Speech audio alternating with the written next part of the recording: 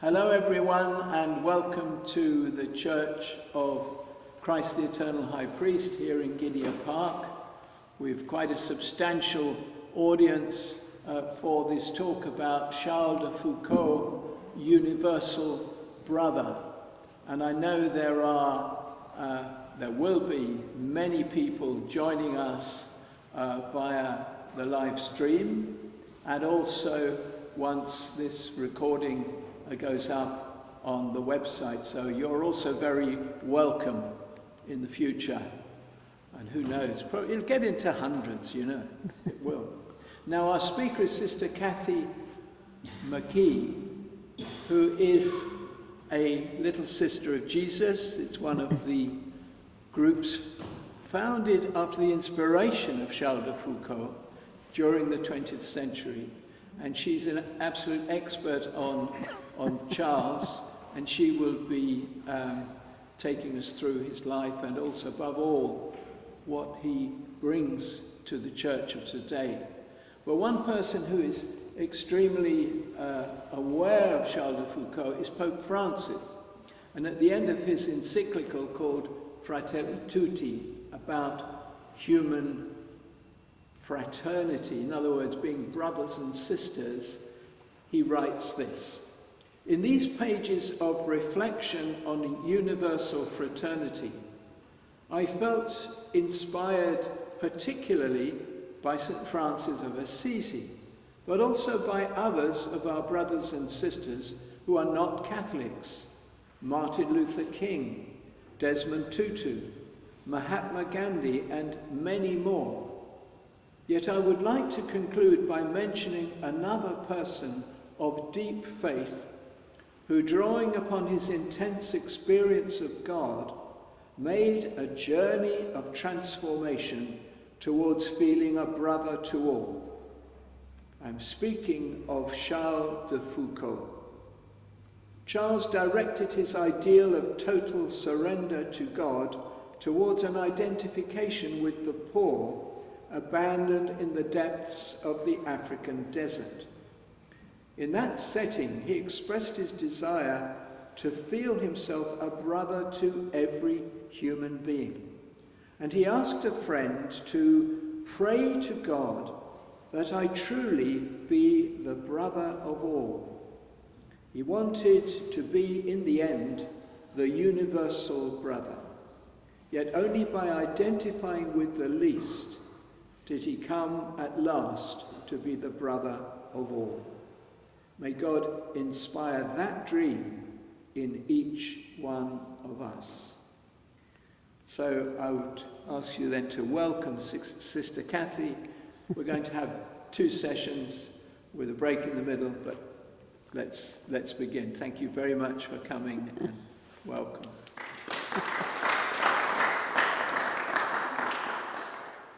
Maybe I'll just start just by saying a little bit about myself. I'm a Canadian. I joined the Little Sisters in 1981. At that time, Charles de Foucauld was quite unknown in most of the English-speaking church. And it's been a surprise, I would think, to all of us, how popular and how important he has become in the universal church. So I've been a Little Sister for over 40 years, and for the last 5 years I've been living in Walsingham with a community of 2, so we're 3 sisters in community. We have a normal, what they call cottage, in the small village of Walsingham, and 2 of us go out to work. This is part of the choice that we make in following Brother Charles, who was fascinated with the figure of Jesus of Nazareth. That's the aspect of Jesus that spoke to him. And so it's out of an imitation of Jesus of Nazareth that we lead a life of prayer, a life in community, a life with our neighbors, and also a life of work. We choose manual jobs, the same way that Jesus of Nazareth was a manual worker and decided to belong to a certain, let's say, class or group of people. And so I work in a hotel as a cleaner. Another sister works as the co-op, filling shelves. And it's a choice to be part of that world and to be part of especially there in Norfolk, the world of the rural poor.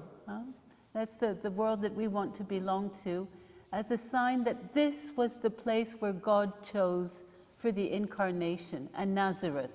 It's a kind of a Nazareth place. So if I was to speak about Brother Charles, I think what's important about the saints isn't that we admire them, but that they would lead us to imitate Jesus. And Brother Charles is going to point out to us certain aspects of Jesus. I always find it quite difficult to speak about him without telling the story of his life, because it's a rather complicated story, and you'll see that he's someone who will take a long time to find his vocation. He was born in 1858 in Strasbourg, a city on the French-German border. And after the Franco-Prussian War, which he experienced as a young teenager, that part of France will revert to Germany. So that's going to mark him a lot, the fact that he was raised on a border where there's a lot of trouble. And he's also going to live during a time where many European countries are pursuing a vigorous colonial expansion. For example, France had begun to occupy Algeria 30 years before his birth. And this colonization of Algeria will go on throughout his life. He will be part of that process, and it will mark his story.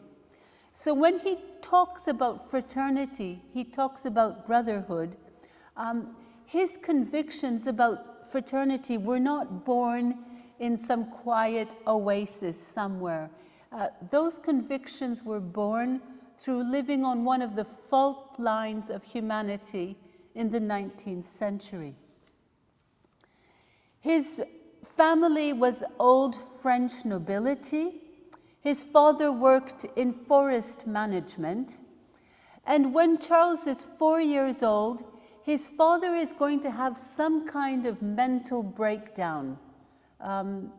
Today, some people think maybe he had Lyme's disease through working in the forest. Anyway, in those days, what people saw was that the father became insane when the child is 4 years old, and he's going to be locked up in an asylum. He's going to be sent to Paris to a psychiatric institute where he will die 2 years later. Charles, with his mother, are going to return to Strasbourg to live with the grandfather. But it seems that the mother was so distressed by her husband's illness that she herself becomes sick and dies within a few months of her husband becoming ill. And the doctors wrote on the death certificate, neuralgia, whatever that means. But there's some kind of breakdown in the mother as well. So both his parents die by the time he's 6 years old. And that's certainly going to mark him. His mother's dying words will be, "My God, may your will be done." So you wonder, what kind of an idea does he have about God's will? Charles and his younger sister are going to be brought up by the grandfather, and he will have a great love for this grandfather, who's truly the principal figure in his childhood. But those who were around said that Charles would have benefited from a firmer upbringing than the one that was provided by the grandfather. At 15, he's sent to a boarding school in Paris to improve his marks. And it's an unhappy time, and it's one where he recalls that he lost his faith. He's going to blame it on all the reading that he did. He was reading all kinds of things, kind of uncensored. He just had access to his grandfather's books.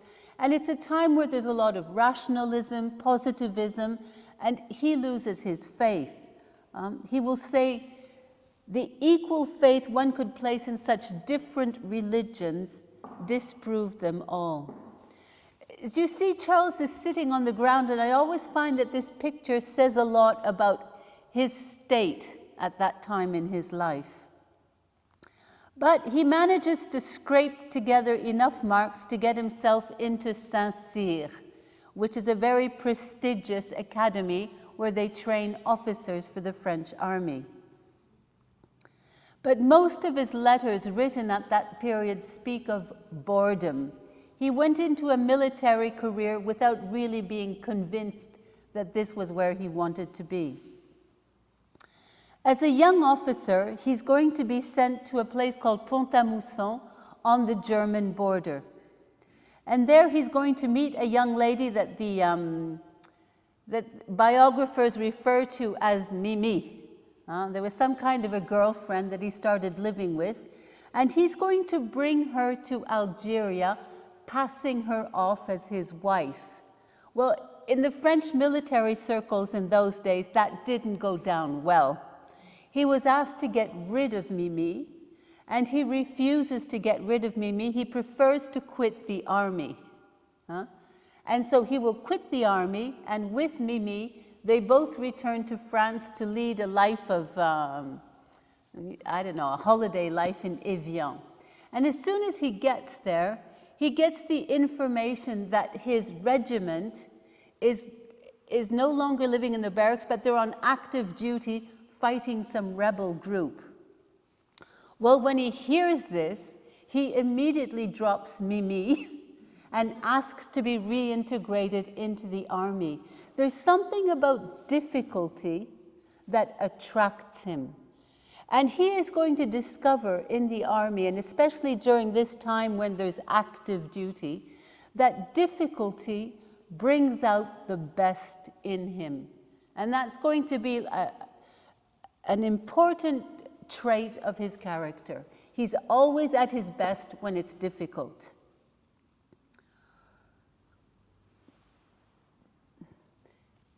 He decides at that point, once that the active duty is over, once the combat is over, it's back to the barracks.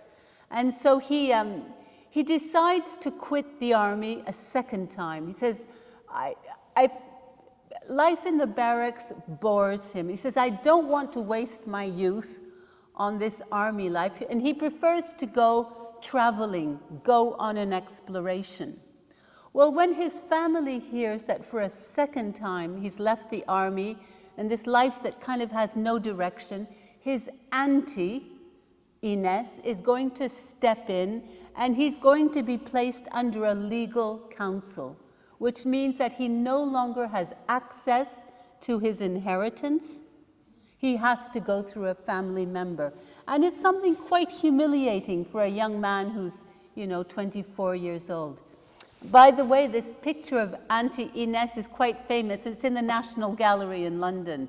She was quite a character. Perhaps it's out of a need to prove himself to his family, he decides to undertake a perilous exploration of Morocco. That would be a bit like today going on an exploration of Libya or Somalia, when you think of the kind of danger involved with all these rebel groups fighting each other.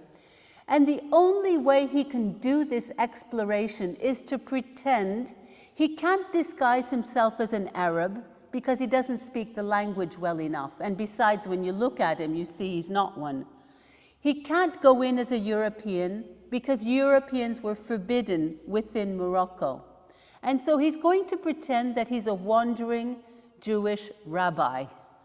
And he's going to get a real Moroccan Jew to act as his guide, and the two of them are going to go around Morocco for about 10 months, and he's going to be doing all his geographical research. It's going to be an important, this journey is very important for him because he's going to encounter Islam. And the expression of faith that he encounters among the Muslim people is going to awaken in him a question about the existence of God. He will say, Islam made a very deep impression on me. The sight of such faith, of people living continually in the presence of God, gave me an insight into something greater and truer than worldly pursuits. We are born for greater things. After this trip through Morocco, he comes back to Paris, where he's going to spend 2 years writing up his journey to Morocco, making maps, etc. And in fact, it's going to win him the gold medal from the Paris Geographical Society. And of course, the family is going to lift the legal counsel against him. But by then, there's a kind of, even though he's writing up the story of his trip to Morocco, there's something else going on inside of him. It kind of has awakened an inner search for meaning and for God. No? And his return to France is also marked by the return to his family that he'd been estranged from for some time. And his cousin, Marie, is going to play a very important role in bringing him back to faith. But he's going to recall that she did not preach at me. It was the way she was that spoke to me. She's going to preach through her life. And that's going to be important later on. Faith is still going to remain difficult for him because he still has this kind of rationalist outlook that faith has to be proven. And he's going to say to his cousin, he's going to remember that it's only when he's sitting in churches that he feels peaceful. And he keeps repeating what he calls an odd prayer. My God, if you exist, let me know you. And you find that Brother Charles is someone who prays before he believes. And I think that that happens a lot with the people that we live among. Maybe they don't believe in God, but they talk to him and they tell him what they need and what they think. One day, he's going to say to his cousin, you are so lucky to believe. Myself, I'm searching for the light, but I cannot find it. And she is going to reply to him, is searching all by yourself the right way to go about it?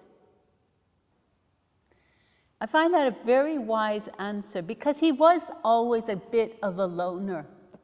And even his search for God goes on alone with books. And she's going to say, what about other people in your search for God? And she's going to indicate to him a priest who is his own spiritual director, Father Uvelin. So one morning, Brother Charles will go into the church and he will search out this priest and he will ask him for religion lessons. He says, the same way I learned Arabic through taking lessons, I thought I'd ask for some lessons about religion. And this priest, Father Uvelin, was someone who had a lot of intuition. And he knew that probably Brother Charles's search for God on an intellectual level had already gone on for too long.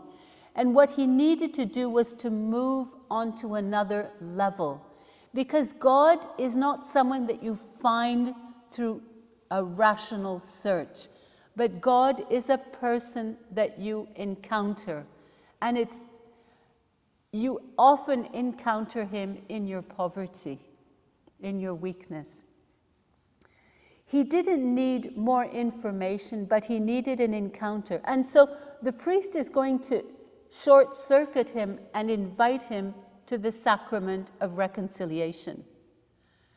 Charles will never say why he agreed to it, nor what he said, though we can imagine, but for him, this is a turning point, is this encounter in the confessional. It's the moment that illumines his whole life. And it's from out of that moment that you get his logo. Jesus Caritas, Jesus Love. That is his experience in the confessional, that God came to meet him as a sinner, and that is who God is. Knowing his talents as an explorer, Father Huvelin is going to suggest to him a pilgrimage in order to consolidate his faith.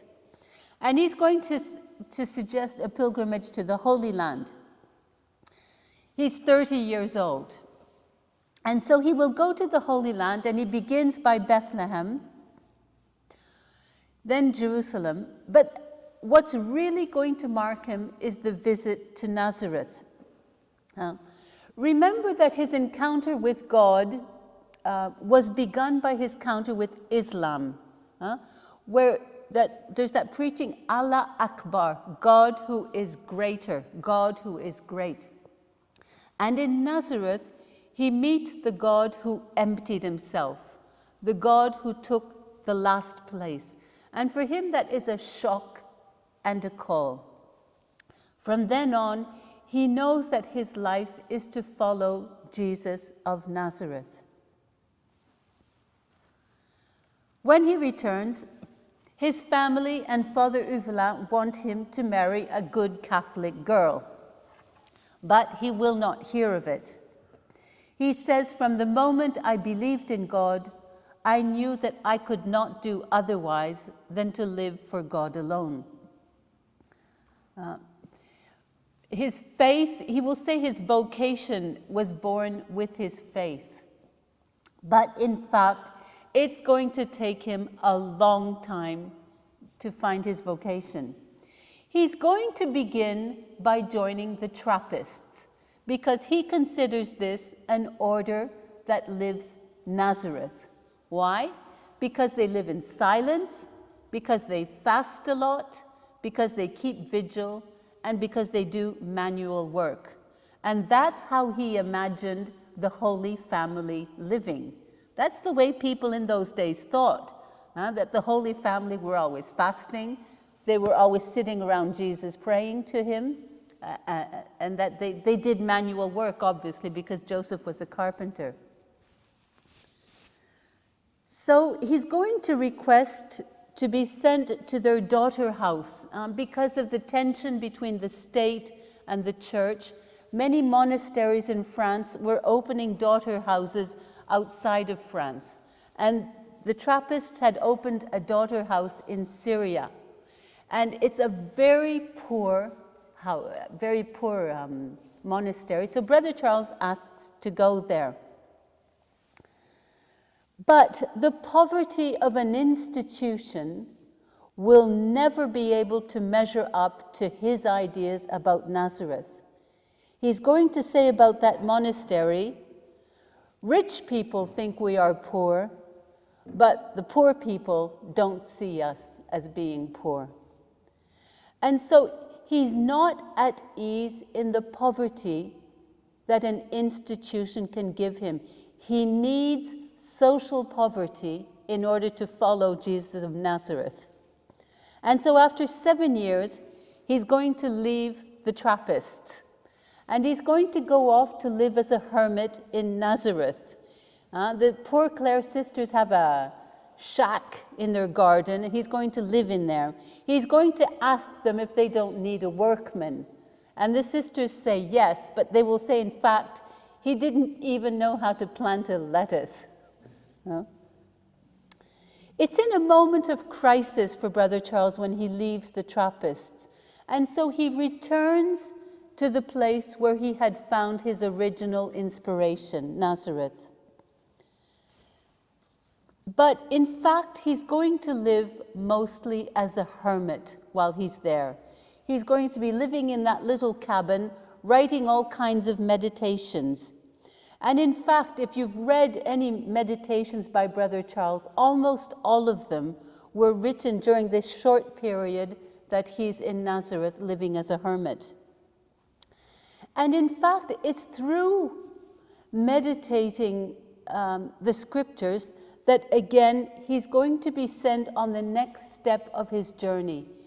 He is going to be very struck by the fact that in the Gospel of Matthew, Jesus says, "Whatsoever you do to one of the least of these, my brothers, you do it unto me."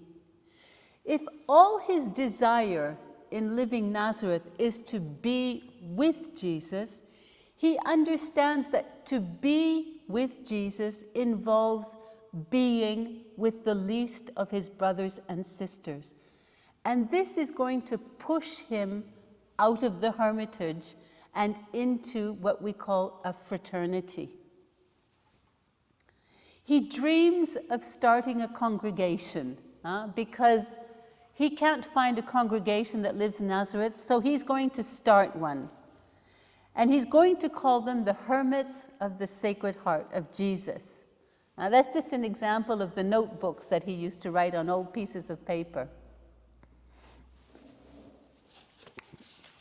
And it's a rule that is based on 3 points: imitation of Jesus' hidden life at Nazareth, adoration of the Blessed Sacrament, where Jesus is present, and living in a land of mission.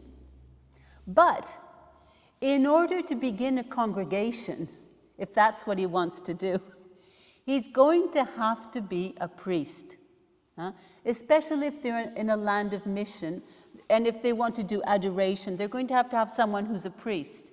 And so he had always rejected the idea of becoming a priest because it meant going up, and his vocation was to go down. But he's going to change his mind on that one, and he's going to ask for ordination. So he's going to go to the Patriarch of Jerusalem, and Brother Charles is dressed a bit like a kind of a holy nutcase. He's got some kind of a turban on his head, he's got his trousers are full of holes, his sandals are patched up with newspaper, and he comes to the Patriarch saying that please, he would like to be ordained, and the Patriarch just kind of looks at him and says, well, listen, I'll think about it. And he goes. He realizes that he's not going to be accepted in Jerusalem for ordination. So what does he do? He's going to come back to France, and the Trappists that he had left are going to accept him back and are going to prepare him during 1 year for ordination. I think this is a marvelous testimony to the Trappists who will help him in this moment of where he's really lost his, where is his life going to go? And the Trappists will take him in. And this is a time where he will really kind of get a better grasp of what his vocation is. This is a picture of him just before his ordination. And you see that there's a happiness because there's a kind of a light about where he wants to go. In order to live his special vocation. And the Bishop of Viviers is going to accept to ordain him as a bishop, as a priest of the diocese, but with permission to live outside the diocese.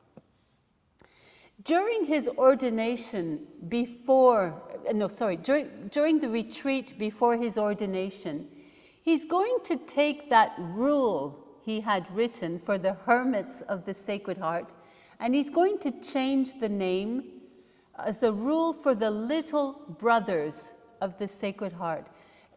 The idea, the main thrust is no longer that of being a hermit, but that of being a brother, and brother of the least, of the poorest.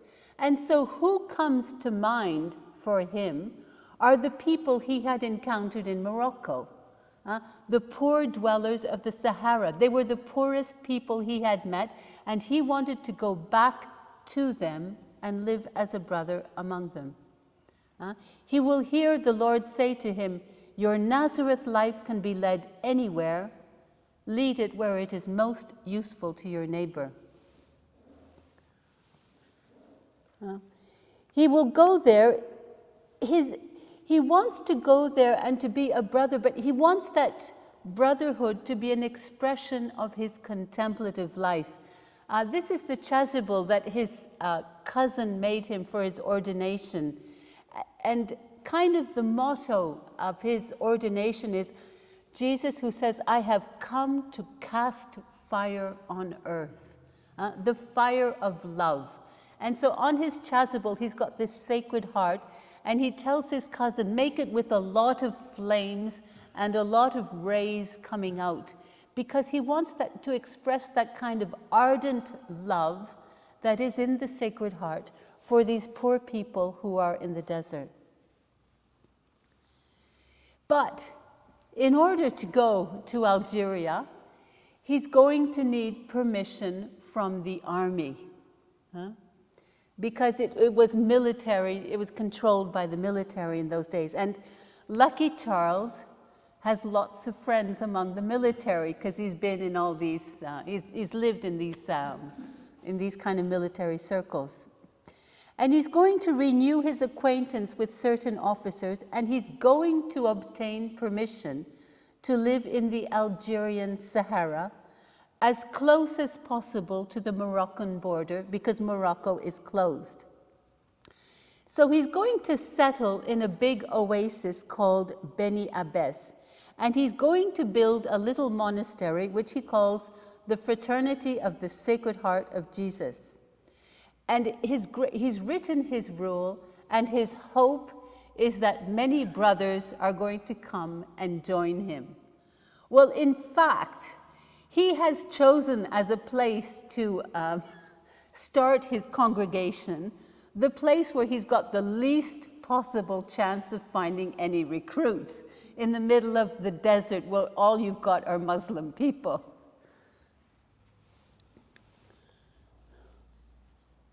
He's going to paint 3 pictures for his chapel, which kind of sum up his spirituality.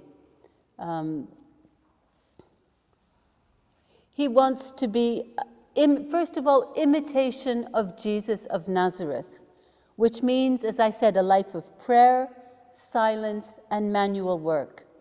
But in fact, once he gets to Beni Abbès, he has an open door policy, and he's going to be overwhelmed with guests. Lots of slave children, lots of bored soldiers, all kinds of people are going to be coming to see him, and he's not going to have much time for silence and prayer. He wants also to live this dimension of fraternity, of being brother to all, brother to the slave child who comes to him, and brother to the French officer who comes to see him. And for him, this brotherhood has its origins in the heart of Jesus. He wanted a Sacred Heart, a picture of the Sacred Heart. Often pictures of the Sacred Heart have Jesus showing his heart. But he wanted a Jesus who opens his arms to welcome everybody. And I'm always struck by the fact that Jesus is dressed exactly like Brother Charles, or else Brother Charles is exactly dressed like Brother Jesus, like Jesus. If you look at this picture, he wants to be another Jesus. Literally, he's dressed the same way. And the third dimension, which is important for him, is the visitation, which for him means crying the gospel not with your words, but by your life. He had only been in Beni Abbès 3 years when a friend, General Laperrine, will ask him to leave Beni Abbès and to come with him on what he calls a fraternization tour among the Tuareg people of the Sahara Desert. They have recently been conquered by the French army, but Laperrine prefers to kind of make links of what he calls friendship with these people, rather than to hold them at gunpoint in submission. And he thinks of the influence that a man of God could have on the Tuareg people. He says, they're not going to be impressed by our guns, but if we have a man of God, that will make an impression on them. And so he's very keen to bring Brother Charles with him on this tour of the Tuareg people. Well, Brother Charles is reluctant to go. He's just built this little monastery in Beni Abbes. He has the Blessed Sacrament. He's got, he can celebrate Mass. He's got a life of prayer. What's going to happen if he starts going trekking around the Sahara with the French army? And yet he's going to say that he feels that inwardly something is pushing him to go to these people who are even further away. And there's the fact that difficulty has always brought out the best in him. And so he will try it out for 1 year. He will go trekking with the French army. And you see him here encountering some of the Tuareg people.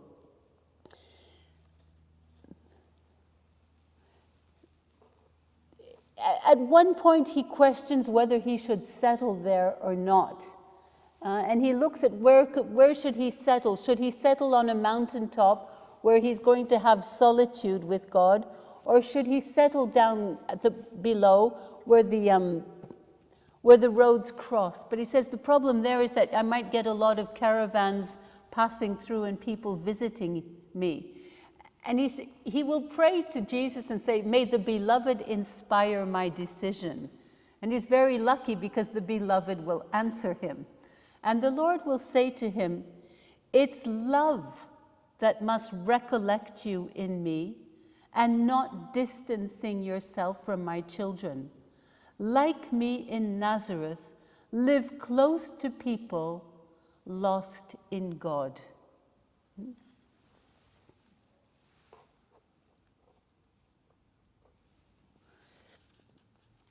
Eventually, he's going to meet the head of the Tuareg people, Musa Agamastane, who's going to allow him to settle among the Tuareg people.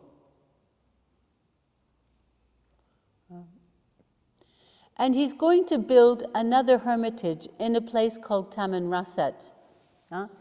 Tamanrasset is a 45-day journey from Algiers.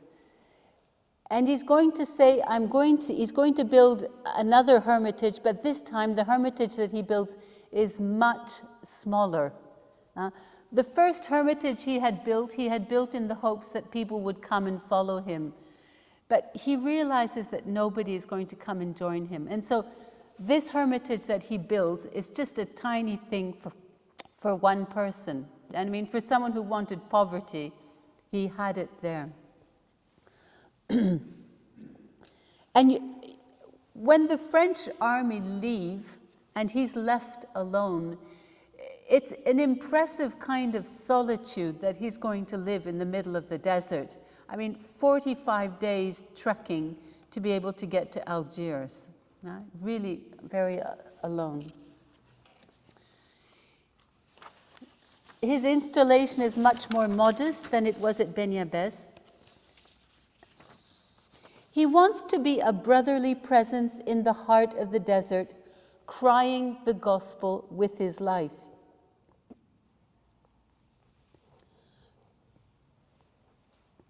In order to prepare the future, he's going to think about how could the gospel be brought to these people eventually. And he's going to prepare the way for future missionaries by compiling what he calls a French Tuareg lexicon, studying the language. He starts it by thinking this is going to be an instrument for later missionaries, but in fact, he's going to be caught at his own game because he's going to start to take an interest in their language and in their culture that is going to involve the rest of his life. And during the next 10 years of his life, he's going to spend about, I think, 11 hours a day working on this dictionary, which will become a true encyclopedia of the Tuareg way of life. Towards the end of his life, the Tuareg people would say, he knows our language better than we do. And I think just the interest that he took in them, see, he's no longer the colonizer who's coming to bring them something, but the interest that he's going to take in their language and their way of life is going to change him, but it's also going to speak to the people about who this man is. And the dictionary that he left behind him remains today a precious testament to a way of life that is fast disappearing. Because the Tuareg in Algeria, the young generation all speak Arabic. They no longer speak the Tuareg language. And generally, the nomadic way of life is disappearing very quickly. Towards the end of his life, Brother Charles became increasingly distressed by the oppressive turn that colonization was taking in Algeria. He sees that France is pursuing its own political and economic interests rather than help foster any real development. He's going to make 3 trips to France in order to start to interest lay people in forming what he calls some kind of a confraternity, who would take the situation of these disadvantaged people to heart. And what's very moving is to see that while he's in France, the Tuareg people write him letters. And we have 20 or so of these letters that the Tuaregs wrote to him. But World War I is going to put a halt to his plans for starting these confraternities. In the Sahara, there's going to be the Senussia, a Muslim brotherhood that declares a holy war on the European invaders. And they're armed. They're armed by the Germans and the Italians.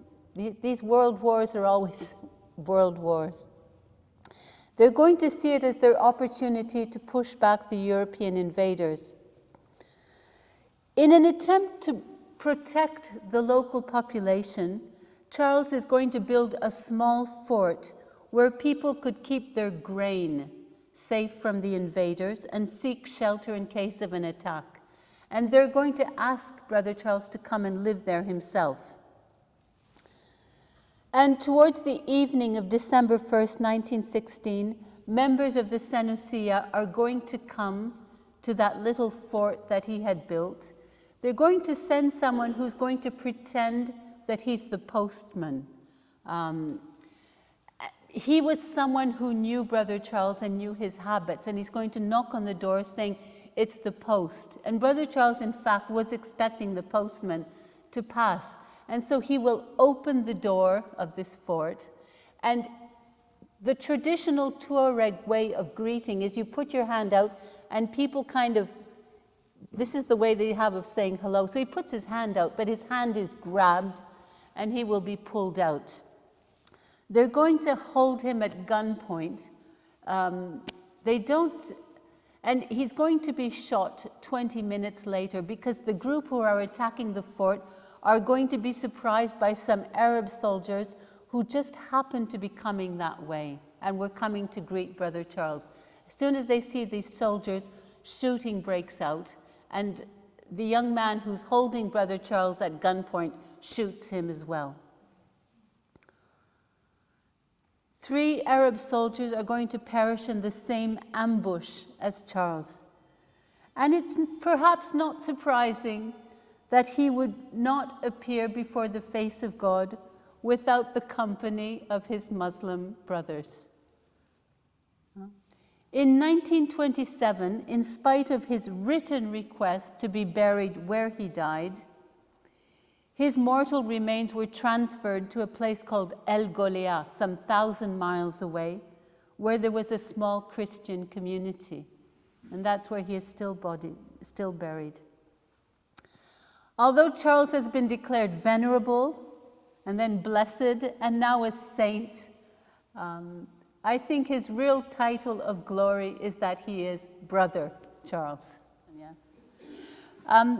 In this second part, I want to talk a bit more about what speaks to us in the church about Brother Charles's life. When I was living in Rome, we had a little chapel that had some mementos of Brother Charles, and many people would come.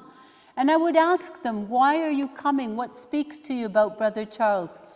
And I think there was kind of 5 aspects that came out. Some people would come because it's the radical nature of his conversion that speaks to him. A nobleman who could have had a good life and who kind of leaves everything in a very radical way in order to follow Jesus. And it's a kind of a love for Jesus which will retain its freshness. There's other people who are interested in Brother Charles because of his insistence on meeting Jesus of Nazareth. Nazareth as a place of encounter with God. And do we encounter God in our Nazareth? For example, the life of I do cleaning in a hotel, my life of going shopping, cooking, cleaning, that kind of Nazareth life. In Nazareth, Jesus made ordinary life a meeting place with God.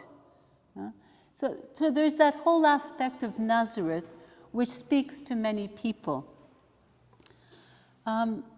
There's also many people like the Pope who will underline this aspect of Brother Charles's desire to go and to be a brother.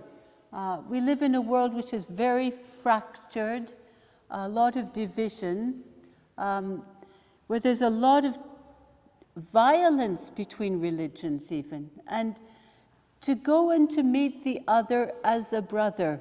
And for him that was the apostolate, was to be a brother or sister. There's other people, and it's often bishops, have underlined the fact that in Brother Charles's life, nothing turns out well. I mean, he wanted to he wanted to join the Trappists.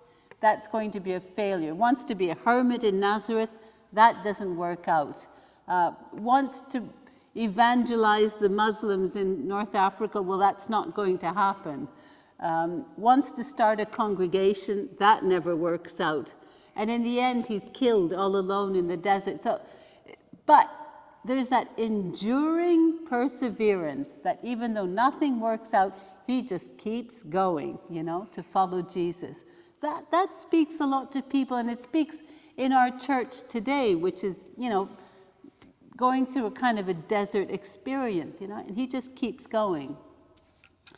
But I think the aspect of Brother Charles's life that speaks to me as a little sister, and the one that I'm going to talk about, is this aspect of visitation as a way of mission. That the good you do depends on what you are, not on what you do or say. I think it's in the desert, as I told you in El Golea, Brother Charles has his grave, and on the grave they have inscribed the words, "I want to cry the gospel with my life." Those words summarized what he wanted to live. An evangelization which depended not on what he said, but on what he was. And he drew his inspiration for that from the visitation. Mary goes into Elizabeth's house, and she makes no speech. All she does is greet Elizabeth. And the simple fact of that greeting and of her entering Elizabeth's house is enough to awaken the response of faith in Elizabeth. It will awake what Elizabeth carries deep inside her. I think that's important in a world today where the encounter between religions can often be confrontational, that it's not always through words. This approach can foster a fruitful fellowship between religions. And Brother Charles is, in a sense, a precursor of the dialogue of life. But also, I think we often meet a lot of indifference or skepticism about faith and about religion. And what will touch people is what you are. And people will pick up very quickly what you've got inside of you. How did he discover the mystery of the visitation? He wanted the visitation to be the patron feast of this congregation he dreamed of founding. And for him, the visitation was an icon of the contemplative mission, of the contemplative life in a mission country. And I think that it's kind of the vision that inspired the presence of the monks of Tibarine in Algeria. The value of a contemplative presence in a missionary setting. When he started experiencing doubts about his vocation as a Trappist, he gained an insight into his own, what he called his own special vocation through contemplating the visitation. He's going to write to his spiritual director, Father Uvelin. About 5.5 years ago, I told you that my dream was to imitate the Blessed Virgin in the mystery of the visitation. Like her, I would silently bring Jesus and the exercise of the evangelical virtues, but not to the house of Saint Elizabeth. I would go among non-Christians so as to sanctify them by the presence of the Blessed Sacrament and the example of Christian virtues. Sometimes he's been criticized for having a bit the idea that just the very fact of bringing the Blessed Sacrament in a missionary setting would kind of shine out on the people.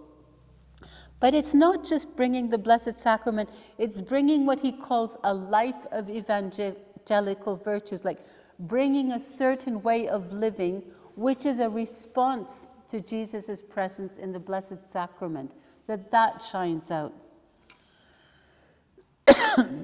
In the visitation, he finds two movements that draw him in opposite directions coming together. The first, I'm just going to have to get some water.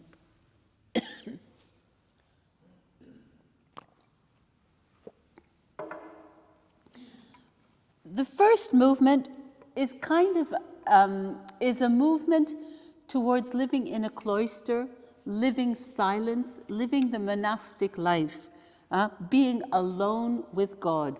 It's the way Brother Charles understood Nazareth.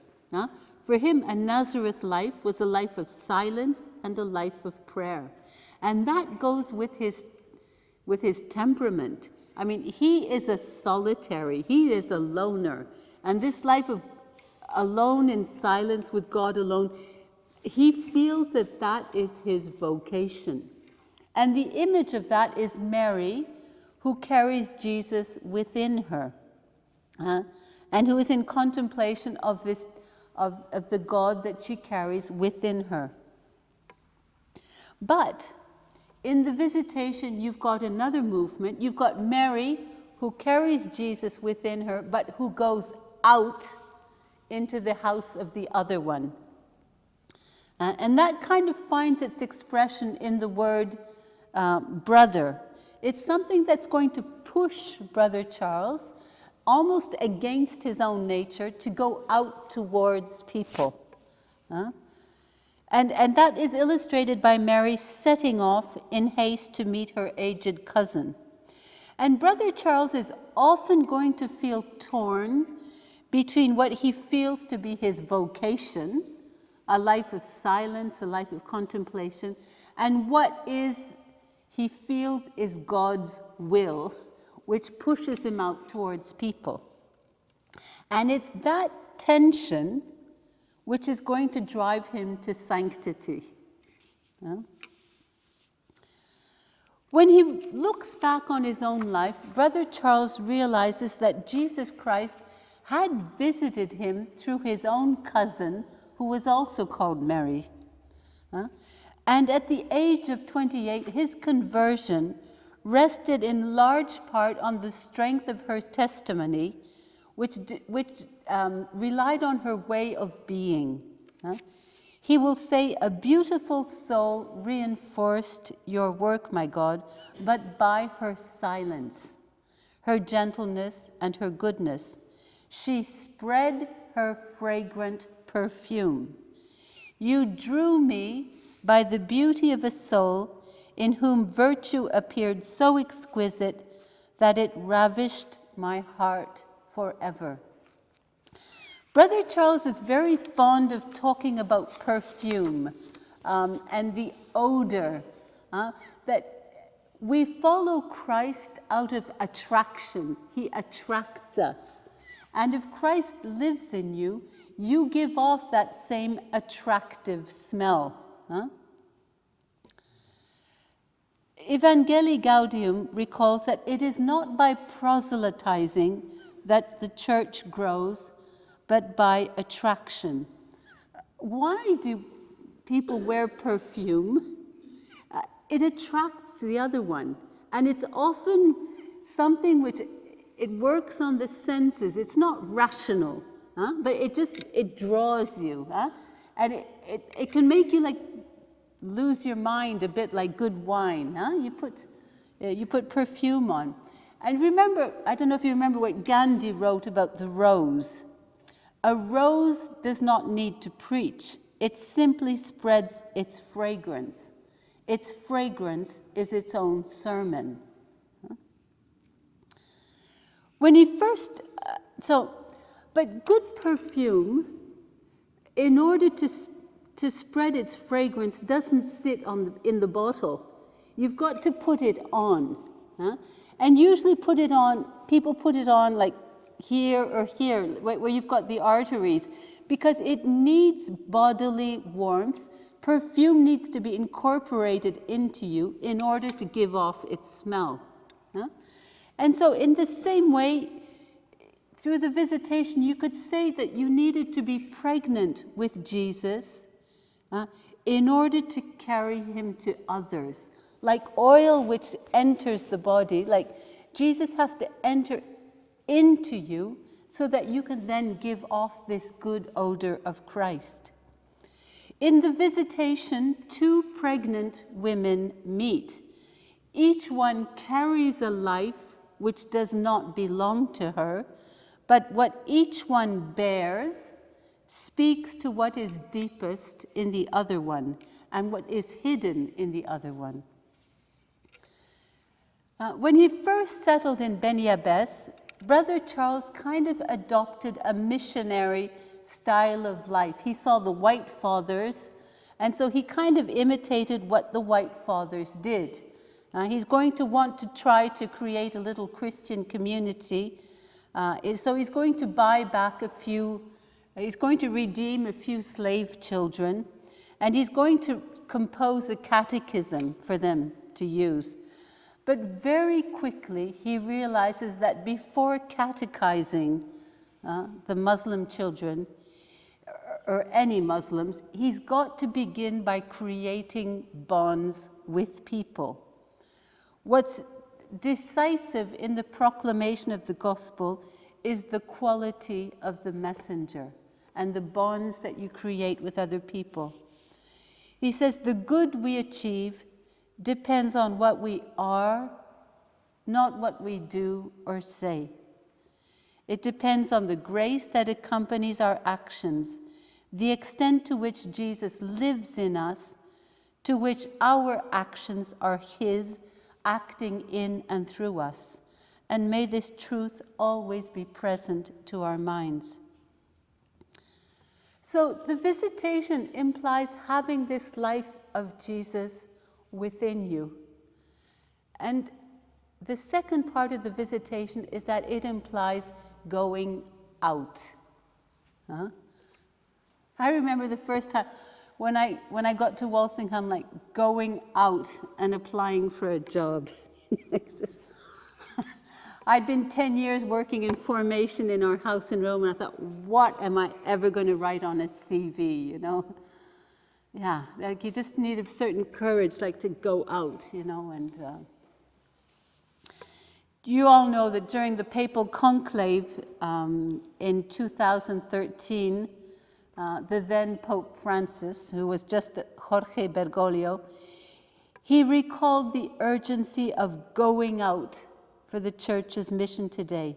And he himself gives the example. After the Annunciation, Mary set off in haste, even if prudence might have dictated otherwise. The need to announce is characteristic of Christianity. The Samaritan woman, she leaves her jar to go in haste to tell those in her village about the one she has encountered. And you get the impression from that gospel that it's in announcing it to the people of her village that probably she started to realize exactly who it was she had met at the well. It's when you start to proclaim or share Christ with others that you start to realize who he is. Brother Charles will say what Mary undertakes in the visitation isn't a visit to her cousin so that they might console and edify each other. Even less is it a charitable visit to help her during her last few months of pregnancy and labor. I remember once a kind of retreat with a priest. We were a group of sisters, and he asked us the question, why did Mary go to visit Elizabeth? And one of the sisters says, well, to help her out. And he says, you're right. Well, according to Brother Charles, he was wrong. According to Brother Charles, it's so much more than that. She sets off to sanctify and evangelize St. John, not by words, but by silently bringing him Jesus right into his own house. The same is done by monks and nuns vowed to contemplation in mission countries. And I think today we live in a mission country. Now, you could say that these are the words of a man who's insensitive to the difficulties of a pregnancy late in life. But what Brother Charles writes, in fact, squares with what the gospel says. Because if the main reason for Mary going to Elizabeth's house had been to help her, it would have been normal that the evangelist would have recalled that she stayed until the baby was born. But Luke will record that Mary left before he narrates the birth of John the Baptist. And you get the impression when you read Luke's narrative, it seems as though the main reason Mary went to Elizabeth was to greet her, because that's where the text places the emphasis. It's going to say Mary entered the house of Zechariah and greeted Elizabeth. And when Elizabeth heard the greeting of Mary, the babe leapt in her womb. And Elizabeth was filled with the Holy Spirit. For behold, when the voice of your greeting came to my ears, the babe in my womb leapt for joy. Now Mary herself had been visited by an angel who had said to her, "Hail, full of grace, the Lord is with you." And she had wondered what kind of a greeting this might be. But that word had taken flesh in her, and it's the word that has taken flesh in her that is now pushing her to go to her cousin. And his brother Charles wants to be taken up in that same movement. As he grew in understanding his vocation, Brother Charles used to refer to himself as a missionary monk, and he would talk about living an apostolate of friendship. And conversation was the main instrument of this kind of apostolate. He says, "I never hesitate to prolong a conversation and let them last very long when I see that they are useful." And his goal in these conversations was to lead people to their better selves by addressing their conscience and appealing to those truths that flowed from their natural sense of religion. Love helps you to discover how to enter into conversation with each one. I mean, it's something that I think about so often when I think of my life with the other housekeepers at the hotel or the kids who are at front of house. Like, what kind of conversations do I get into with them? You know, I can't talk to them about religion. I can't talk to them, but do I have conversations that lead them to their better selves? Huh? Brother Charles says, "Let us not forget that souls are different. And following God's example, you have to draw some people one way, others another. Guide some in some manner, others in another."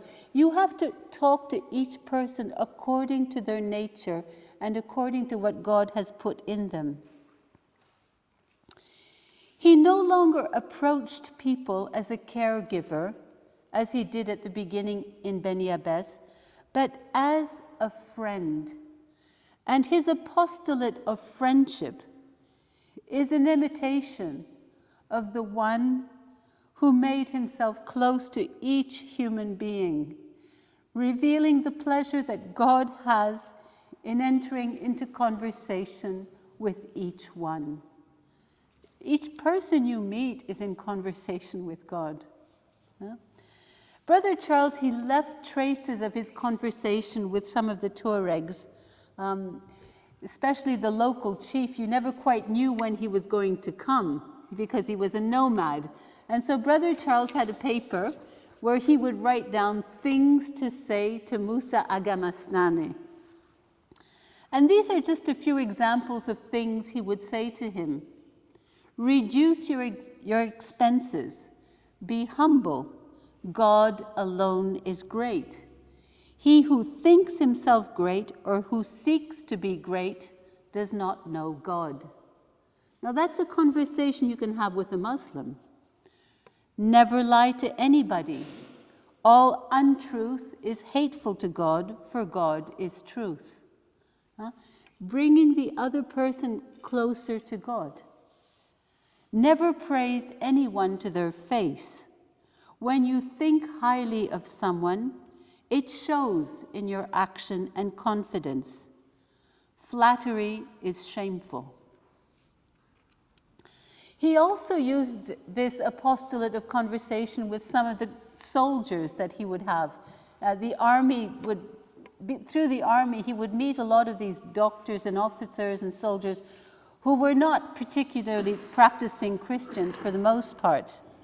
And there's one doctor who recalls, before sunset, Father de Foucauld took an hour's recreation, and he used to walk up and down beside his hermitage, chatting about all kinds of things.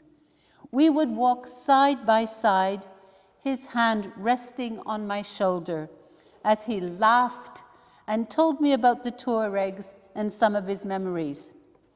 He would always begin by asking me how I had spent the day.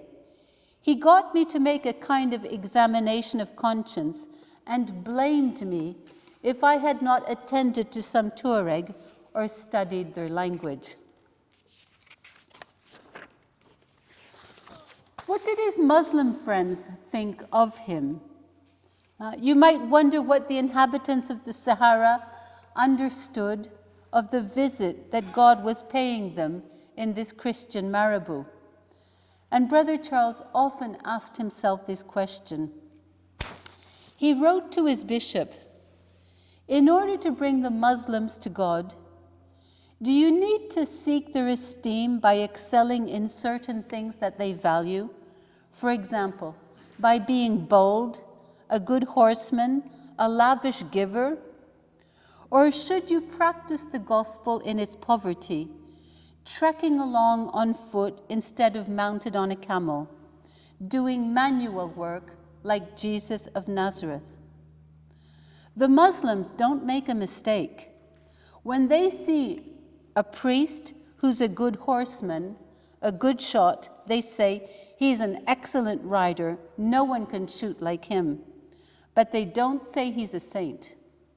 But should a missionary lead the life of St. Anthony in the desert, they will all say he's a saint. Reason will often make them friends of the former, but when it comes to matters regarding their soul, they will only trust the latter. I know for myself it's very much a temptation in order to get in well with the other people who work at the hotel, like to joke around with them, to talk like them, like, "Oh, she's a really cool nun."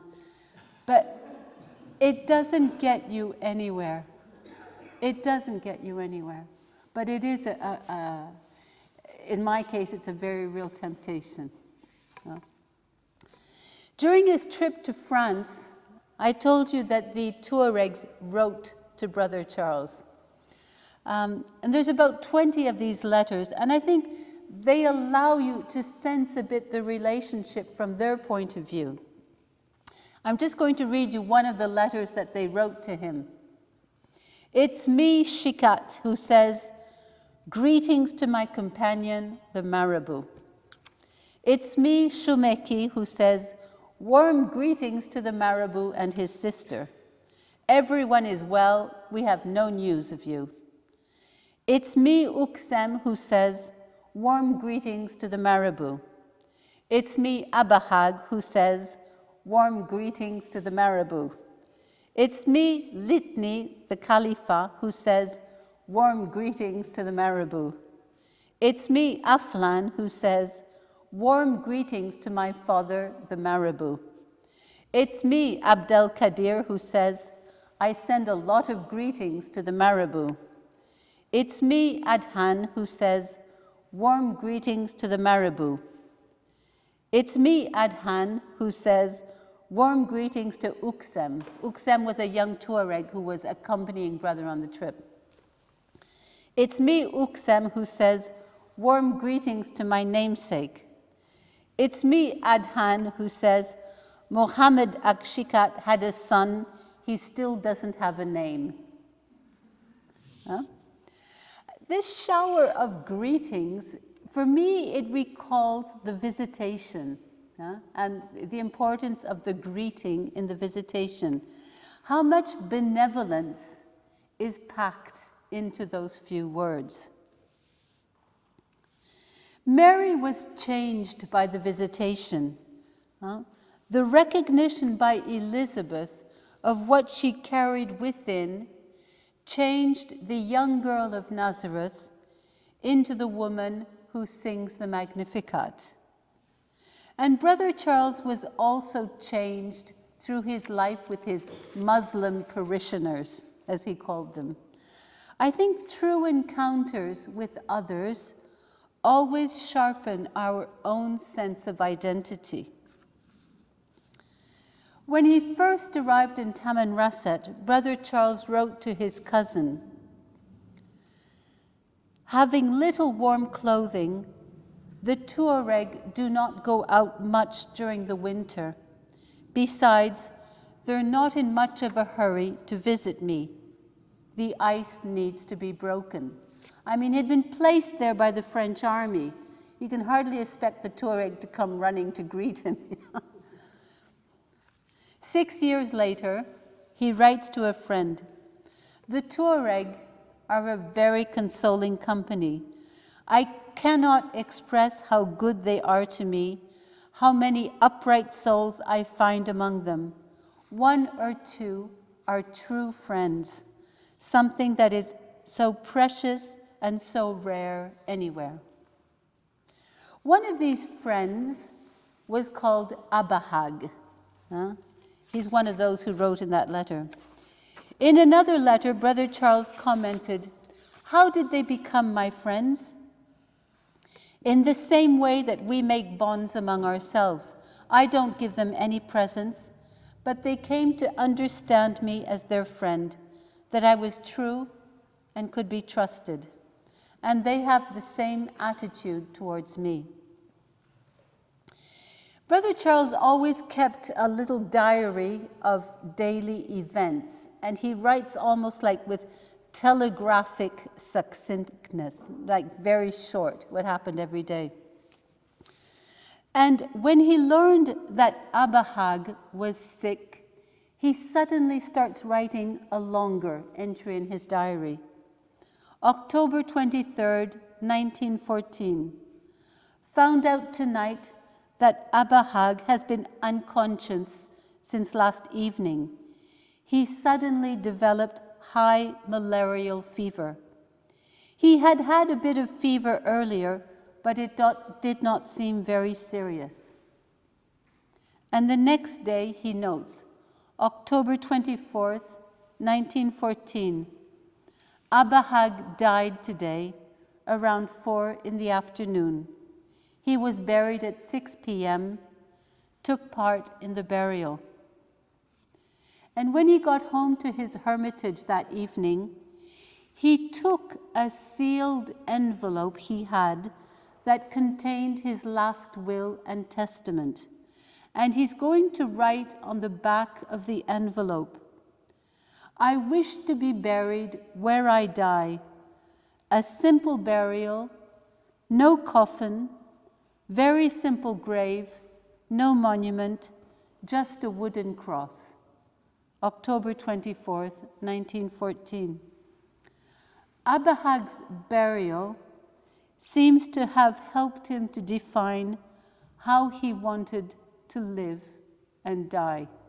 And in fact, when he does get killed, that's exactly the kind of funeral he's going to get. The story of the visitation is full of joy. And those who knew Brother Charles often commented on his joy. That same doctor who used to walk back and forth with him beside his hermitage asked Brother Charles some advice about how to approach the Tuareg. And Brother Charles is going to reply, "Be human, be charitable, and always be joyful. You must always laugh, even in saying the simplest things. I, as you see, am always laughing, showing my ugly teeth. Laughter sets the other person at ease. It draws people closer together, allowing them to understand each other better. It can brighten up a gloomy character. It is a charity." Where did that joy come from? Certainly, it flowed from his life with God, but surely it also came from that very consoling company he kept with his Tuareg friends. Brother Charles reminds us that the Church rediscovers her joy and her youth when she crosses the institutional threshold and goes out to meet the men and women of our world.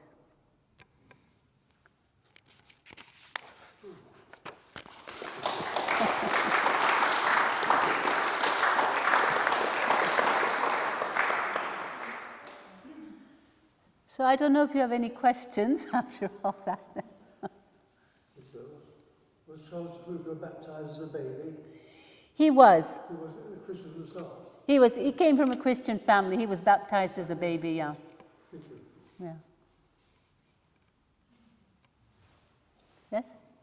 One of my anchors with Charles de Foucauld is the prayer of abandonment. Yes, I meant to bring some copies and I forgot. I have a tatty copy which I've had for at least 50 Yeah.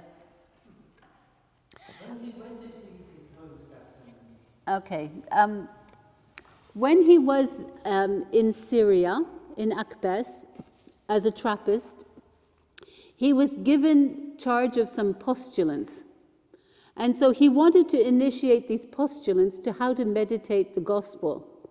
And so he went through the gospel, each passage of the gospel. He started with Matthew, and he would read to them this passage of the gospel, and then he would suggest to them ways to meditate it. And so he would write his meditations. And when he came to the passage of Jesus on the cross saying, Father, I think it's the Gospel of Luke, saying, Father, I abandon myself into your hands, he wrote a meditation. So it dates from the time where he's a Trappist, but in fact what's going on in the background of his mind is he's not sure he wants to stay at the Trappists, but leaving the Trappists seems like a very bad thing to do. He's afraid he's being, anyway. So after he died, he left reams and reams of these meditations.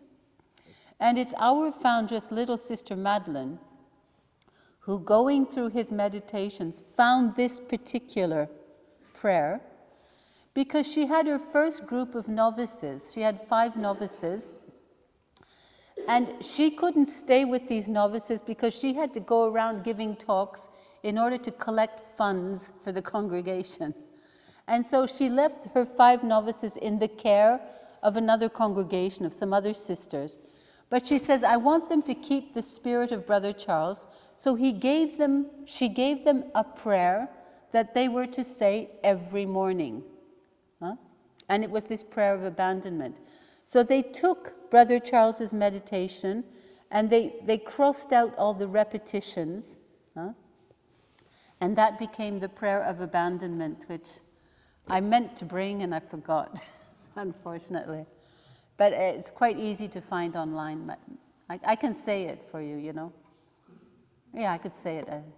I could say it for an end. Okay. It's a prayer that we say every evening. Father, I abandon myself into your hands. Do with me what you will. Whatever you may do, I thank you. I am ready for all. I accept all. Let only your will be done in me and in all your creatures. I wish no more than this, O Lord. Into your hands I commend my soul. I offer it to you with all the love of my heart. For I love you, Lord, and so need to give myself, to surrender myself into your hands, without reserve and with boundless confidence, for you are my Father. I'd like to say thank you to Sister Kathy for a really interesting talk. It's been fascinating. I didn't know anything about him before I came, so I've got much better knowledge now. Thank you very much. Thank you very much.